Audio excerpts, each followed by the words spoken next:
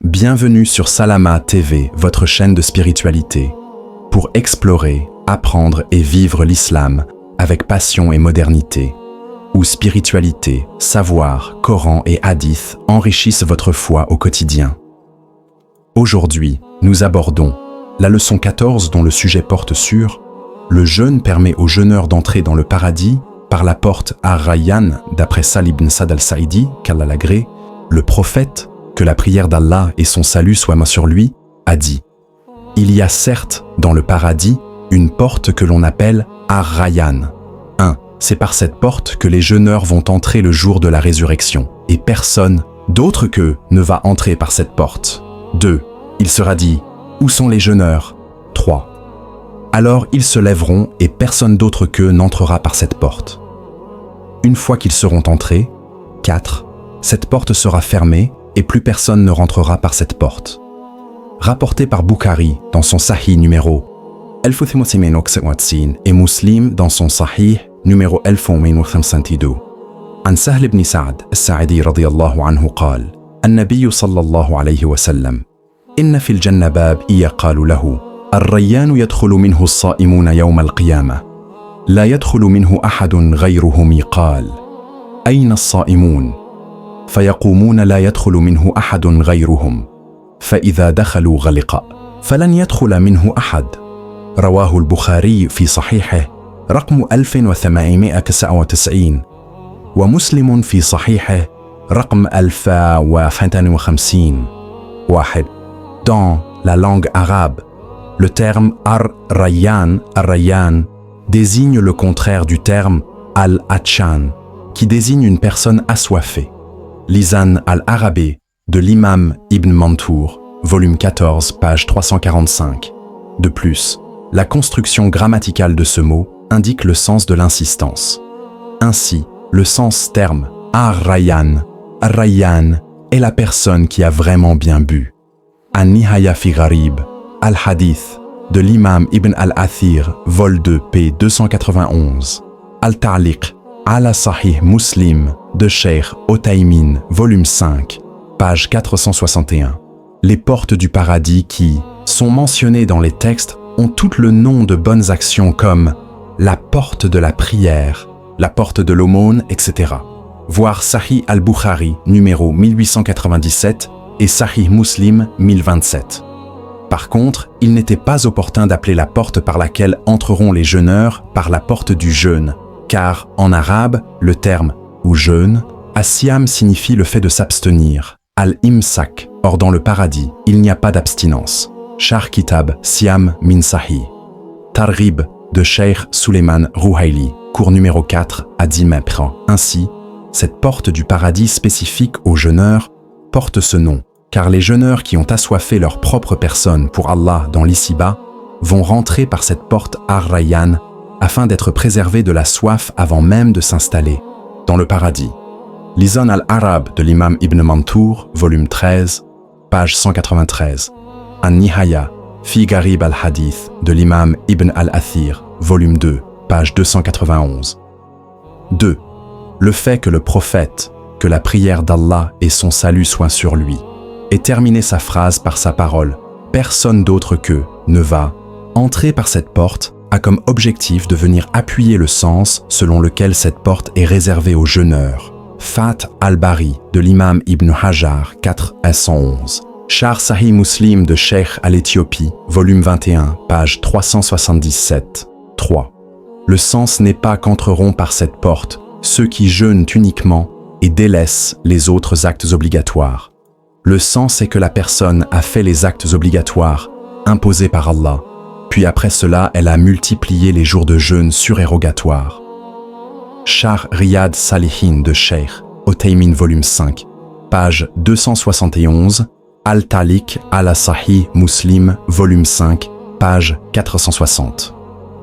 Certaines versions de ce hadith mentionnent que, dès que les jeûneurs vont entrer par cette porte du paradis, ils vont boire de suite et n'auront alors plus jamais soif.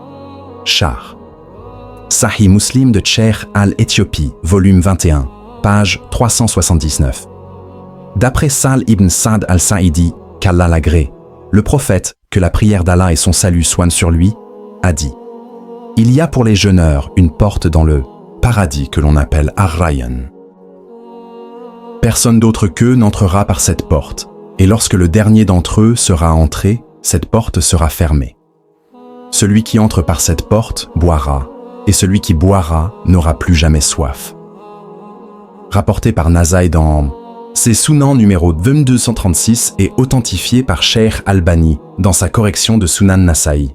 عن سهل بن سعد الساعدي رضي الله عنه قال النبي صلى الله عليه وسلم للصائمين باب في الجنة يقال له الريان لا يدخل فيه أحد غي رهم فإذا دخل آخ رهم غلقأمن دخل فيه شرب ومن شرب لم يظمأ أبد رواه النسائي في سننه رقم 2893 وصححه الشيخ الألباني في تحقيق سنن النسائي.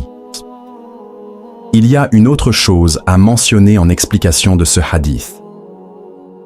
Le nom de la porte et la première chose que feront les jeûneurs qui entreront dans le paradis par cette porte concerne la soif uniquement et pas la faim. Comment faut-il comprendre cela ? Certains savants ont dit qu'évidemment les gens du paradis vont profiter de sa nourriture, mais c'est la soif qui a été spécifiée, car dans l'ici-bas, elle a davantage fait souffrir le jeûneur que la faim. Fatch al-Bari de l'imam, Ibn Hajar 440. D'autres savants ont dit que c'est la soif qui a été mentionnée, mais le fait de manger est sous-entendu et accompagne le fait de boire. Al-Mufim de l'imam Al-Qortobi volume 3, page 216, Omdatul Qari de l'imam Al-Aini, volume 10, page 373. Ainsi, l'important est de comprendre que les jeûneurs qui auront le privilège d'entrer dans le paradis par cette porte auront un avantage sur les autres habitants du paradis au niveau de la nourriture et de la boisson. Lataïf al-Ma'arif de l'imam Ibn Rajab, page 296, Shar Kitab Siam min Sahih Targhib de Sheikh Suleiman Rouheli, cours numéro 4 à 8m. Remarque numéro 1. Il a également été rapporté des textes sur le fait que la personne dont la dernière œuvre avant sa mort est un jour de jeûne entre dans le paradis sans avoir été châtié avant cela. D'après Hudayfa, qu'Allah l'agrée, le prophète, que la prière d'Allah et son salut soient sur lui, a dit « Celui qui termine sa vie, 1. Par un jour de jeûne, 2. Entre dans le paradis, et 3. Rapporté par Al-Bazar dans son Musnad Negev 854 et authentifié par Cheikh Albani dans Sahih al-Jami de Yarmi Stoub 124. 1. C'est-à-dire qu'il meurt alors qu'il jeûnait ou est mort après avoir rompu son jeûne. 2. Certaines versions de ce hadith précisent que cela concerne la personne qui jeûne avec sincérité envers Allah. Voir Sahih Targhib de Cheikh Albani, numéro 985. 3. C'est-à-dire sans avoir été châtié avant cela. Ces commentaires sont tirés de Faïd al-Qadir de l'imam al-Munawi, hadith numéro 856. عن حذيفة رضي الله عنه قال النبي صلى الله عليه وسلم من ختم له بصيام يوم دخل الجنة رواه البزار في مسنده رقم 285 وصححه الشيخ الألباني في صحيح الجامع رقم 645. D'après Mudrik ibn Auf, alors que j'étais auprès de Omar, qu'Allah l'agrée, le messager de Nu'man ibn Muqarrin est venu et Omar, qu'Allah l'agrée, lui a demandé des nouvelles des gens. 1. Il lui a mentionné ceux qui étaient morts parmi les musulmans et a dit « Une telle est mort, une telle est mort, et sont morts également d'autres personnes que nous ne connaissons pas. » Omar, qu'Allah l'agrée, a dit « Mais certes, Allah lui les connaît. » Ils ont dit « Et il y a un homme qui s'est sacrifié. » Il désignait par cela Auf ibn Hayya, qu'Allah l'agrée. Alors j'ai dit « Ô chef des croyants, je jure par Allah, il s'agit de mon oncle. Les gens prétendent qu'il s'est jeté tout seul dans la perdition. » Omar, qu'Allah, sous l'agré, a dit « Ceux qui ont dit cela ont menti. Il a plutôt troqué l'au-delà contre la vie d'ici-bas. Et lorsqu'il a été blessé, il était en train de jeûner. Il a été porté lorsqu'il avait ses derniers souffles et il a refusé de boire jusqu'à ce qu'il meure. rapporté par Ibn Abi Shayba et authentifié par l'imam Ibn Hajar dans Al-Isaba fi Tamiz Baina Sahaba, volume 8, page 238. 1. C'est-à-dire que Omar, qu'Allah l'agrée, était alors le calife et il demandait comment s'était déroulée une expédition militaire. 2. C'est-à-dire qu'il a refusé de boire alors qu'il en avait vraiment besoin car il voulait mourir en état de jeûne. An Mudrik ibn Auf al-Ahmas yaqal بينما أنا عند عمر رضي الله عنه إذ أتاه رسول النعمان بن مقرن فسأله عمر رضي الله عنه عن الناس صيب من المسلمين وقال قتل فلان وفلان وآخرون لا نعرفهم فذكر من أفقال عمر رضي الله عنه لكن الله يعرفهم قالوا ورجل اشترى نفسه يعنون عوف بن أبي حية قال مدرك بن عوف يا أمير المؤمنين والله خالي يزعم الناس أنه ألقى بيده إلى التهلكة فقال عمر رضي الله عنه كذب أولئك ولكنه اشترى الآخرة بالدنيا أصيب وهو صائم فاحتمل وبه رمق فأبى أن يشرب حتى ما تقال وكان رواه ابن أبي شيبة وصححه الحافظ ابن حجر في الإصابة في تمييز الصحابة G 8-238. Remarque numéro 2. Le jeûne fait partie des 5 actes qui, s'il est rassemblé avec certaines autres bonnes actions dans la même journée, la personne entre dans le paradis. D'après Abu Huraira, qu'Allah l'agrée, le prophète, que la prière d'Allah et son salut soient sur lui, a dit « Qui d'entre vous jeûne aujourd'hui ?» Abu Bakr, qu'Allah l'agrée, a dit « Moi, le prophète, que la prière et d'Allah et son salut soient sur lui. » Dit ensuite « Qui d'entre vous a suivi un convoi funéraire aujourd'hui ?» Abu Bakr, qu'Allah l'agrée, a dit « Moi, le prophète, que la prière d'Allah et son salut soient sur lui. » Dit ensuite « Qui d'entre vous a nourri un pauvre aujourd'hui ?» Abu Bakr, qu'Allah l'agrée, a dit « Moi, le prophète, que la prière d'Allah et son salut soient sur lui. » Dit ensuite « Qui d'entre vous a rendu visite à un malade aujourd'hui ?»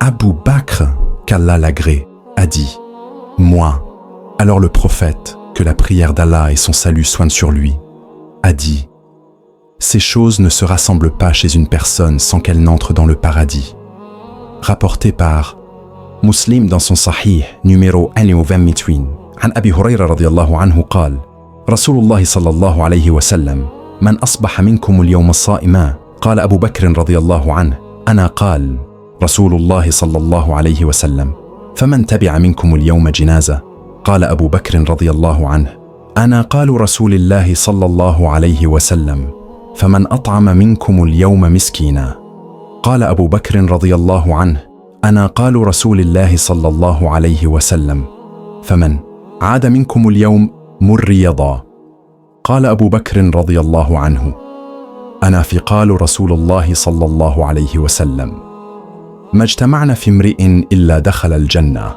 رواه مسلم في صحيحه رقم 1028. D'après Abu Saïd al-Khudri, qu'Allah l'agrée, le prophète, que la prière d'Allah et son salut soient sur lui, a dit « 5 choses, celui qui les fait dans une journée, Allah l'écrit parmi les gens du paradis, celui qui visite un malade, celui qui assiste à une cérémonie funéraire, qui jeûne un jour, va au Jumu'ah et affranchit un esclave, rapporté par Ibn Hibban et authentifié par Sheikh Albani dans Sahih Targhib wa Tarhib, numéro 686. C'est-à-dire à la prière du vendredi. عن أبي سعيد الخدري رضي الله عنه قال رسول الله صلى الله عليه وسلم خمس من عملهن في يوم كتبه الله من أهل الجنة من عاد مرضا وشهد جنازة وصام يوما وراح إلى الجمعة وأعتق رقبة رواه ابن حبان وصححه الشيخ الألباني في صحيح الترغيب والترهيب رقم 687 CS, la fin de la leçon 14. Prochainement, nous allons aborder le sujet sur, à savoir, les grands efforts que faisaient les premiers musulmans dans le domaine du jeûne montrent la valeur qu'avait cette adoration pour eux. Ne manquez pas les trésors de savoir et de spiritualité. Abonnez-vous dès maintenant à Salama TV, votre chaîne dédiée aux rappels islamiques, invocations puissantes et enseignements inspirants. Rejoignez une communauté engagée pour renforcer sa foi et se rapprocher d'Allah chaque jour. Cliquez sur s'abonner et activez la cloche pour ne rater aucun contenu. Ensemble, cheminons vers le bien.